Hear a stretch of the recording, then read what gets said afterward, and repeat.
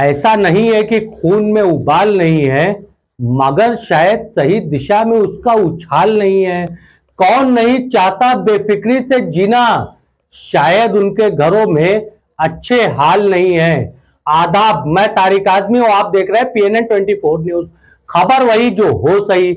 आज का मुद्दा वापस हम जो है उसी मुद्दे पे लेकर के आते हैं जिस मुद्दे को आप सांप्रदायिक कह सकते हैं, यानी कि संभल की मस्जिद और अजमेर शरीफ की दरगाह।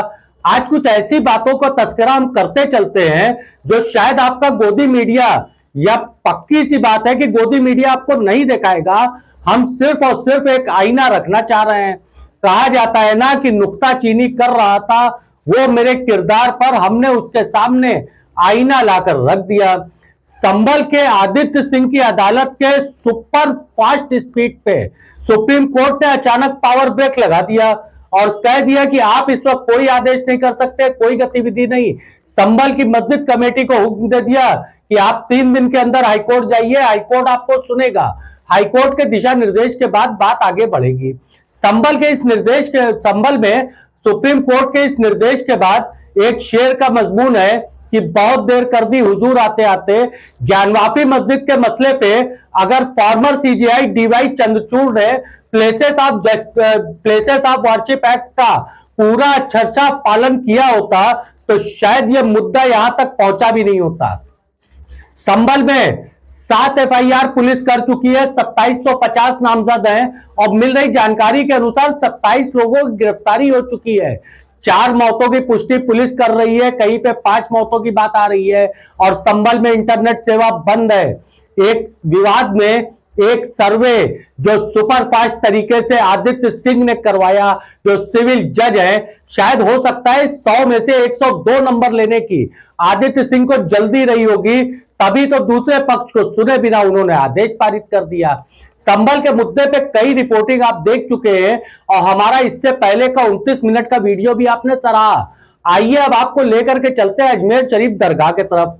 अजमेर शरीफ दरगाह के ऊपर दावा हुआ है कि यहां पे एक शिव मंदिर था जिसको तोड़ करके अजमेर शरीफ की ख्वाजा मोइनुद्दीन चिश्ती रहमतुल्लाह अलैह का आस्थाना बनाया गया है और वहां पे इस बात को स्वीकार कर लिया गया।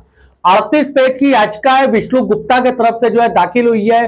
विष्णु गुप्ता खुद को राष्ट्रीय हिंदू सेना का अध्यक्ष बताते हैं और विष्णु गुप्ता के ऊपर बताया जाता है कि इससे पहले भी कई FIR है। आप समझिएगा कि हिंदू हृदय सम्राट बनना कितना आसान और किस आसान तरीके से लोग आपके दिलों में नफरत पैदा करके झूठे तथ्यों को सामने रख करके किसी भी मसले का विवाद खड़ा कर देते हैं। इस समय भारत में भारत खोदो अभियान चल रहा है, आप खुदाई तो कहीं पे भी कर सकते हैं। इस वीडियो को आप आखिर तक देखिएगा, कुछ ऐसे मुद्दे और ज्वलंत मुद्दे हम आपके सामने रख देंगे जिसको जान के आप खुद ताज्जुब करेंगे कि तकलीफ का एहसास एक तरफ नहीं दोनों तरफ होता है। 80% की आबादी में से 37% का वोट पाने वालों की चाहत शायद जो है 45% और 50% की होगी। विवाद चल रहा है। विष्णु गुप्ता ने याचिका दायर किया। 38 पेज की इस याचिका में अजमेर शरीफ दरगाह, जिसको ख्वाजा मोइनुद्दीन की दरगाह कहते हैं, वहां आज भी जितने मुस्लिम आस्थावान जाते हैं उतने ही हिंदू आस्थावान जाते हैं। यहां ऐसा नहीं है कि हाथ ऐसे करके आप दुआ मांगो या हाथ ऐसे करके मांगो। आस्था का केंद्र है हिंदू मुस्लिम सबका। हरविलास शारदा एक रिटायर्ड जज थे, उनकी किताब के आधार बनाया गया और यह याचिका दाखिल किया गया जिसको जज साहब ने एडमिट कर लिया याचिका। आप वैसे तो चिल्लाते रहिए, आपके साथ किसी सिविल का जो है कोई मामले में तारीख पे तारीख लेते रहिए, मगर जज साहब ने याचिका एडमिट करके 20 तारीख को उसमें जो है डेट लगा दिया। हो सकता है 20 तारीख को सर्वे का आदेश भी कर दे सुपर फास्ट स्पीड के तरीके। भाई 100 में 100 नंबर सबको चाहिए। हम आपको विष्णु गुप्ता के संबंध में बताते चले, विष्णु गुप्ता के ऊपर इससे पहले कई FIR है और जिस दिन ये याचिका एडमिट होती है उसी दिन विष्णु गुप्ता ने पुलिस से शिकायत किया है कि उनको 10 धमकियां मिल चुकी है। पता नहीं कौन विष्णु गुप्ता साहब को धमकी दे सकता है। बड़ी बात है, विष्णु गुप्ता साहब जिनके ऊपर खुद के हेट स्पीच के से लेकर के कई तरीके के आरोपों की FIR है, उनको किसी ने धमकी दे दिया। पुलिस ने मिल रही जानकारी के अनुसार से सुरक्षा मुहैया करा दिया है, मगर ये जानकारी हमारी पुख्ता नहीं है, विश्वास सूत्रों से नहीं है। हम सूत्रों के आधार से मिली जानकारी के हिसाब से बताना चाहते हैं विष्णु गुप्ता को पुलिस सुरक्षा मिल चुकी है और विष्णु गुप्ता पुलिस सुरक्षा में चल रहे हैं। हम आते हैं हरविलास शारदा की उस किताब पे जो 1911 में पब्लिश हुई थी। थोड़ा सा हरविलास शारदा के बारे में बताना चाहते हैं कि 1867 में पैदा हुए हरविलास शारदा जो है ऑक्सफोर्ड यूनिवर्सिटी में पढ़ाई करना चाहते हैं, मगर तमन्ना उनकी नहीं पूरी हो सकी। तो 1892 में अजमेर में वो जज बने थे, जिस वक्त अंग्रेजों का शासनकाल था।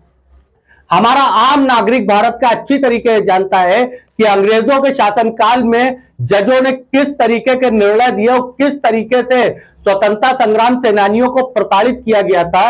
इसके बारे में कोई ढकी छुपी बात नहीं है। हाँ, अंग्रेजों के शासनकाल में हरविलास शारदा रिटायरमेंट के बाद 2 बार विधायक भी चुने गए थे और उन्होंने जो है बाल विवाह जो है विधेयक भी पास करवाया था, जिसको शारदा विधेयक के नाम से आप जानते हैं। ये सारी चीजें हैं, मगर 1911 की एक किताब में लिखे हुए एक अंश कि ऐसा प्रतीत होता है कि यहाँ शिवालय था, इतने से अंश को आधार मान करके अगर अजमेर दरगाह के खिलाफ वाद को अदालत स्वीकार कर लेती है और प्लेसेस ऑफ वर्शिप एक्ट 1991 को दरकिनार करके उठा के ताक पे रख दिया जाता है, तो इसके पीछे सिर्फ और सिर्फ एक इंसान जिम्मेदार हो सकता है, फॉर्मर सीजीआई डी.वाई. चंद्रचूड़, जिन्होंने ज्ञानवापी के मुद्दे पे कहीं ना कहीं से जो है जो डेमोक्रेटिक फैब्रिक है, इस फैब्रिक की धज्जियां उड़ा दिया था। डी.वाई. चंद्रचूड़ ने भले से प्रसिद्धि पाने की लाख कोशिश किया, मगर कई विवाद में कई तरीके के विवाद भी इस नाम के साथ जुड़े रहे। फिलहाल हम ज्ञानवापी के मुद्दे के विवाद को लेते हैं कि जिस तरीके से प्लेसेस ऑफ वर्शिप की धज्जियां उड़ा दिया गया, तो व्यास जी के तहखाने के अंदर डिस्ट्रिक्ट जज जिस दिन रिटायर्ड हो रहे हैं उन्होंने पूजा का अधिकार दे दिया और उसी दिन चंद घंटों के अंदर अंदर जिला प्रशासन ने इंप्लीमेंट करवा दिया। इंप्लीमेंट करवाने के बाद वहां पूजा भी स्टार्ट हो गई। ज्ञानवापी मस्जिद कमेटी ने कई तस्वीरें ऐसी जारी किया जिन तस्वीरों में खुद कौशल राज शर्मा जो वाराणसी के कमिश्नर वो बैठ करके पूजा करवा रहे हैं। इस तरीके की जो है गतिविधियां होने के बाद क्या डी.वाई. चंद्रचूड़ बैरिकेटिंग काटी गई थी? बैरिकेटिंग जो मस्जिद की लगी थी ये सुप्रीम कोर्ट के आदेश से लगी थी। तो क्या डी.वाई. चंद्रचूड़ ने वाराणसी के जिला अधिकारी को बुला करके इस चीज की तफ्तीश किया कि भाई हमारे आदेश से लगी हुई बैरिकेटिंग को आपने काट कैसे दिया सिविल जज डिस्ट्रिक्ट जज के आदेश पे? नहीं किया था ना साहब। मगर प्लेसेस ऑफ वर्शिप एक्ट 1991 में इस तरीके के जो प्रावधान थे उस सारे प्रावधानों की धज्जियां हो चुकी थी। तो अब तो किसी भी मस्जिद किसी भी जो है दरगाह के लिए कोई भी एक खड़ा होगा, याचिका दाखिल करेगा कि साहब फला जगह मंदिर है, सर्वे का आदेश हो जाएगा और तुरंत वो थाने चौकी में पहुंच करके कह देगा कि साहब मुझे धमकी मिल चुकी है और सुरक्षा मुहैया हो जाएगी। संभल के अंदर हुई हिंसा में अगर गौर किया जाए तो हिंसा में मुस्लिम समुदाय को प्रोवोक करने के लिए, उकसाने के लिए विष्णु शंकर जैन जो सुबह निकले किसी से जो है मुलाकात करने के लिए, कथित तौर पे ये शब्द मैं इस्तेमाल करूंगा, मुलाकात करने के विष्णु शंकर जैन, तो उनके साथ चल रही भीड़ जिस तरीके से जय श्री राम के और सांप्रदायिक नारे लगा रही थी, प्रशासन ने उसको रोकने की कोशिश नहीं किया। कई जगह मांग उठने लग गई है कि विष्णु शंकर जैन के खिलाफ एफआईआर होनी चाहिए, मगर 7 एफआईआर में वहां के विधायक के बेटे और सपा के सांसद का नाम तो जरूर है, मगर विष्णु शंकर जैन की इस गतिविधि का जिक्र किसी एफआईआर में नहीं है। पुलिस के जो है डीआईजी साहब बड़े जो है दावे के साथ कहते हैं कि पुलिस ने वहां गोलियां नहीं चलाई। वीडियो तो हमारे पास भी उपलब्ध है जिसमें पुलिस का अधिकारी स्वयं अपनी पिस्टल से ह्यूमन हाइट पे गोली चला रहे हैं। ये वीडियो सिर्फ हमारे पास नहीं है साहब, सोशल मीडिया पे वायरल हुआ है और सोशल मीडिया पे ये वायरल वीडियो को विभिन्न चैनलों ने जो निष्पक्ष रूप से पत्रकारिता करते हैं, चाहे जब वो द वायर हो या बीबीसी हो या अन्य चैनल हो, सबने दिखाया। अजीत अंजुन और रवीश कुमार जैसे जो है पत्रकारों ने भी इस तरीके के वीडियो दिखा दिए जिसमें ह्यूमन हाइट पे फायरिंग पुलिस कर रही है। जो सीओ के ऊपर आरोप लग रहा है वही सीओ बयान देते हैं कि हम यहाँ गोली खाने के लिए पुलिस में भर्ती नहीं हुए, एकदम सही बयान देते हैं। वो पुलिस में भर्ती हुए गोली मारने के लिए। अगर इस तरीके के आरोप है तो पुलिस के तरफ से दर्ज 7 एफआईआर जिसमें 5 संभल कोतवाली में दर्ज है, 2 नक्खास में दर्ज है, संभल का एक थाना है नक्खास, 2 वहां दर्ज है। 2750 लोगों को अभियुक्त बनाया गया है। 27 लोगों को करीब मिल रही आखिरी जानकारी के अनुसार 27 लोगों को करीब गिरफ्तारी हो चुकी है। और तो और इस मामले में जांच अभी चल रही है और संभल में इंटरनेट सेवा जिस मिनट में हम वीडियो ये शूट कर रहे हैं उस मिनट तक बहाल नहीं की गई है। हम लोग यूट्यूबर हैं, हमारे संसाधन जो है बड़े सीमित होते हैं। वीडियो एडिट करके वीडियो को पोस्ट करने के बीच में एक समय होता है, इस समय चक्र के बीच में कई गतिविधियां बदल जाती हैं। हम एक मुद्दे पे आपको और गौर करवाते चलते हैं। आदरणीय परम प्रिय भाजपा विधायक शलभमणि त्रिपाठी ने कल एक ट्वीट किया है। ट्वीट आपके स्क्रीन पे है, जिसको आप देख करके जो है सोच सकते हैं कि शलभमणि त्रिपाठी जी जैसे जो है सम्राट आदरणीय विधायक के द्वारा किस प्रकार का ट्वीट किया गया है। इनके अनुसार 2012 तक संभल की जामा मस्जिद मंदिर हुआ करती थी और शफीकुर रहमान बर्क ने उसको मस्जिद का रूप दे दिया, साहब मंदिर की गतिविधियां वहां रुकवा दिया। अब एक बड़ा सवाल पैदा होता है कि केंद्र में 2014 से लेकर के अभी तक भाजपा की सरकार है, 2017 से लेकर अभी तक प्रदेश में जो है भाजपा की सरकार है। तो अगर शफीकुर रहमान बर्क इतना पावर रखते थे कि उन्होंने मंदिर की नवैया चेंज करके मस्जिद करवा दिया, तो साहब बाकी सरकारें क्या कर रही थी, वहां का स्थानीय जिला प्रशासन क्या कर रहा था, सब छोड़िए साहब, एक बीट तो किसी सिपाही ने नोट करवाया होगा। मगर शलभमणि त्रिपाठी जी जो है विधायक है, वो कहते हैं तो उनकी बात पर तवज्जो देना चाहिए।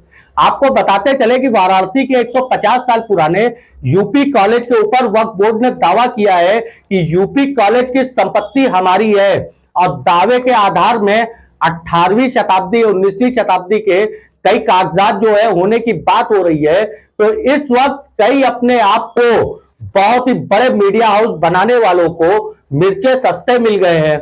आप समझ सकते होंगे मेरे कहने का तात्पर्य।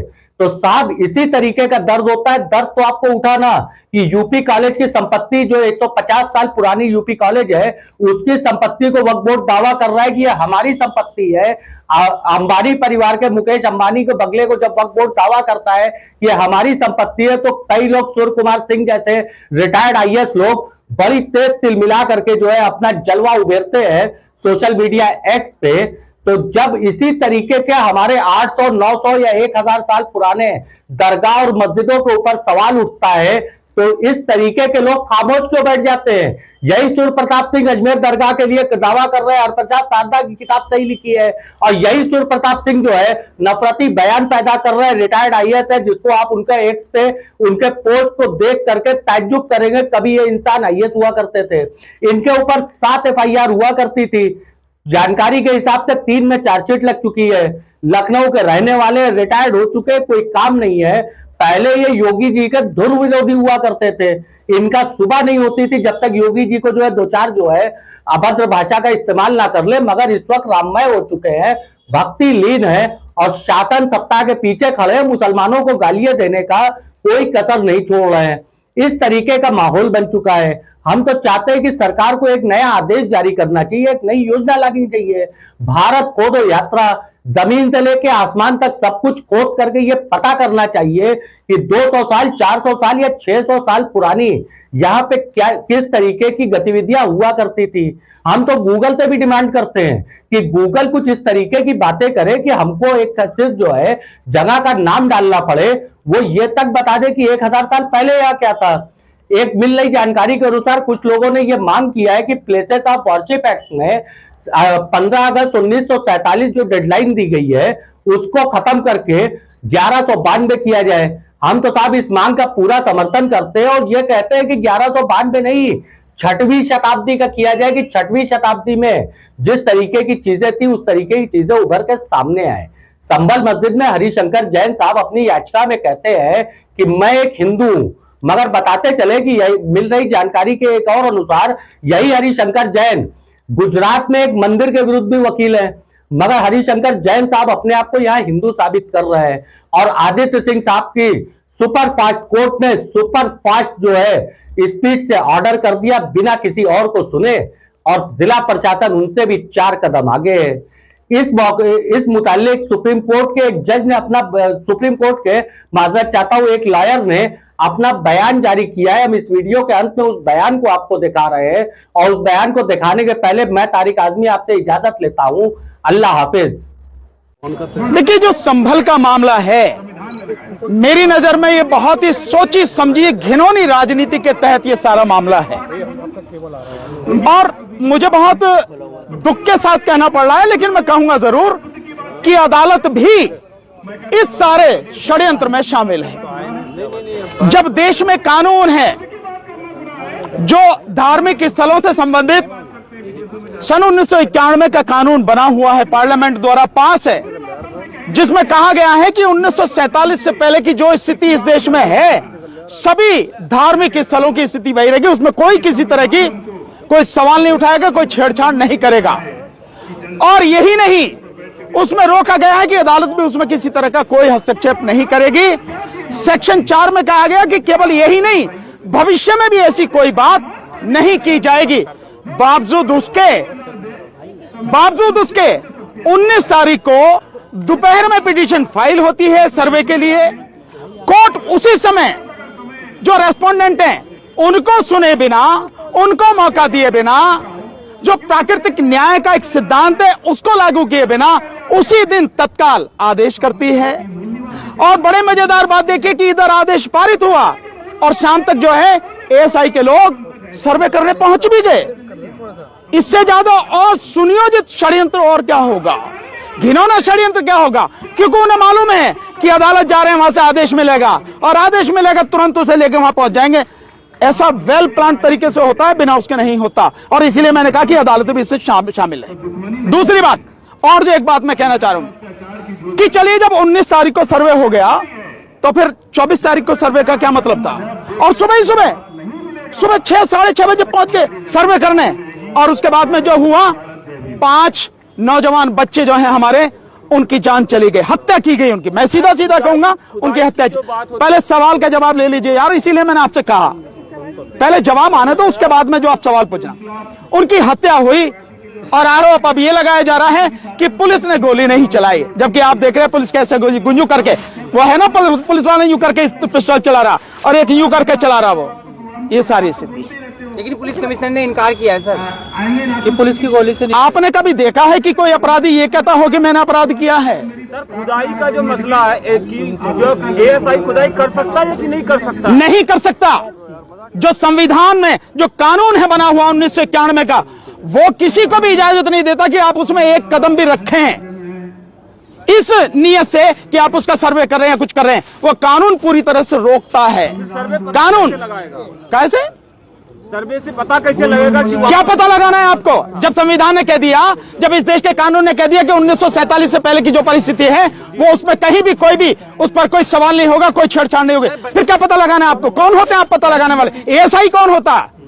तो क्या इसके पीछे कोई बड़ी साजिश नजर? मैंने बताया बाकायदा साजिश है और बड़ी घिनौनी साजिश है। और अगर ये साजिश नहीं होती तो पिटीशन पड़ा, विपक्षी को मौका दिए बिना आदेश हो गए और आदेश तुरंत लागू हो गया। यहाँ सालों साल आदेश पड़े रहते हैं, धूल चाटते रहते हैं, मिट्टी लग जाती है उन पे, अधिकारी कभी गौर ही नहीं करते। और यहाँ तो पहले से तैयार बैठने, सांझ को ही पहुंच गए वहां। और क्या चाहिए? षड्यंत्र कैसे होता है, मिली भगत कैसे होती है, ये सब कुछ सामने है। और 24 तारीख को क्यों किया गया, इसका भी एक कारण है। 24 तारीख को इसलिए किया गया कि 23 तारीख को बेईमानी से जो बीजेपी जीत कर आई है चुनाव में, विशेषकर अगर उत्तर प्रदेश में कहूं तो 9 जो उपचुनाव में सीटें थी उन पर में 7 सीटों पर जिस तरह से जीत के आई है, ऐसी गुंडागर्दी आपने पहले कभी नहीं देखी होगी। मुस्लिम समाज के लोगों को रिवॉल्वर से डराया गया, रोका गया। कुंदरकी में जाटव समाज के लोगों को, यादव समाज के लोगों को, मुस्लिम समाज के लोगों को वोट डालने से रोका गया। ऐसी गुंडागर्दी आपने देखी कभी? इलेक्शन कमीशन क्या था, कहां था वो? कौन से बिल में घुसा हुआ था? कौन सी रिश्वत लेके चुप बैठा था? कौन सी वफादारी निभा रहा था?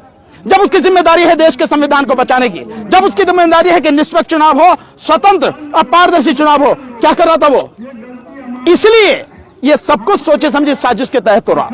कहा जा रहा है पुलिस की तरफ से संभल का क्या ऐसा भी आरोप? यार इन्हें तो पूछ लें दो, आपने पूछ लिया। सर कहा जा रहा है पुलिस की तरफ से कि पत्थरबाजी की गई थी, उसको कंट्रोल करना। आप बहुत सिंपल सी बात है कि जो पत्थरबाजी का आप आरोप लगा रहे हैं, मैं मानता हूं कि पत्थरबाजी हुई है, पर शुरुआत किसने की है? वो क्यों शुरुआत हुई है? पत्थरबाजी की क्यों शुरुआत हुई है? आप जाओगे और एक धार्मिक स्थल में कानून को जो है धता बताते हुए, पैरों तले कुचलते हुए आप बिल्कुल गैर कानूनी, गैर संवैधानिक काम करोगे और उसके बाद जो आपसे पूछा जा रहा है आप उसका जवाब नहीं दोगे। लोग इकट्ठे हो जाए तो उन्हें हटाने के लिए आप गोली चला रहे हैं और लोग पत्थर चला रहे तो आप कह रहे हैं पत्थरबाजी। गोली क्यों चलाई गई भाई? पत्थरबाजी से पहले आप इसका जवाब दो कि गोली क्यों चलाई गई? पुलिस अगर गोली चलाती है तो गोली उसी स्थिति में चलाती है जब देखे कि अब काबू में नहीं हो सकते, उससे पहले लाठी चार्ज होता है, उससे पहले चेतावनी दी जाती है, और गोली भी चलाई जाती है तो घुटनों से नीचे मारी जाती है ताकि जो है डर के भाग जाए या वो चलने के काबिल ना। ये एक तरीका होता है। आप सीधे सीधे, यार पहले जब आप तो सुन लो, सीधा सीधा आप गोली चला रहे हो और आप कह रहे हो कि मतलब पत्थरबाजी हुई है। क्या वो जो लोग हैं दिमाग खराब है उनका? उनमें समझ नहीं है कि वो क्या कर रहे हैं क्या नहीं कर रहे हैं। इन सारी चीजों को समझो।